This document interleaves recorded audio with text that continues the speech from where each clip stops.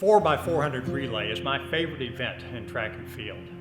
It requires speed, teamwork, and the passing of the baton well to the next runner. And there are stringent rules that govern this race. You have to stay in your lane. If you drift across the line, it's disqualification. The lead runner has to pass the baton within a 20-meter window. If he fails to get it passed successfully within that window, it's disqualification. And finally, the receiving runner has to receive the baton, grasp it firmly, and continue the race for the next leg. When the race is run well, it's a beautiful sight to see. When it's not, the clank of the baton can be heard throughout the stadium. A sound well known by Tyson Gay and Lauren Williams, both on the receiving end of a failed exchange in the 2008 Beijing Olympic Games. Life is a relay. Dads come out of the blocks confident that they can run the race well. And then the work begins as they try to live life between the lines and lead their children by example.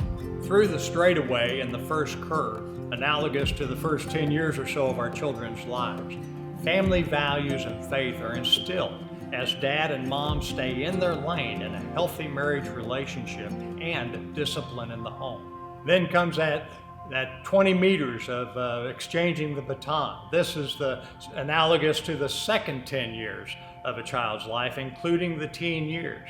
Then the baton becomes representative of the investment dad and mom have made in the child, that they are well grounded in their faith and growing in their relationship with Christ.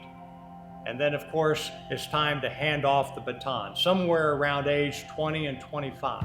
The hope is that the child receives the baton gently and grasps it firmly for the next leg of the race. When fathering is done well, it's a beautiful thing to see as the next generation runs the race with confidence.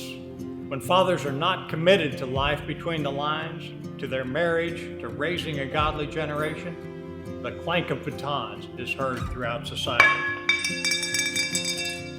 In the relay, the lead runner has the eyes to see the target as he approaches that exchange zone. The receiving runner starts to time his stride to get in sync with the lead runner and produces the target for him to receive the baton. He has seen the lead runner run this leg of the race many times, so he's very confident in his ability to place the baton in his hand.